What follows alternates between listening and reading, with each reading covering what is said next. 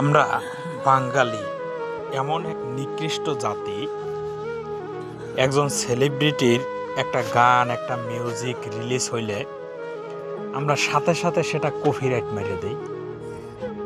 আর ইন্ডিয়াতে এবং অন্য অন্য রাষ্ট্রে বড় বড় সেলিব্রিটিরা একটা গান, একটা মিউজিক রিলিজ হইলে তারা বলে যে এটা দিয়ে অনেক রিলস ক্রিয়েট করো। আর বাংলাদেশি মিউজিক ওনারেরা এত নিকৃষ্ট, এরা এই শালার্গো কারণে কোনো রিলস করা যায় না, কিছু করা যায় না, এরা সাথে সাথেই কপিরাইট মারিয়ে দেয়। এইরকম নিকৃষ্ট জাতি আমার মনে হয় যে আর কোথায়ও নাই।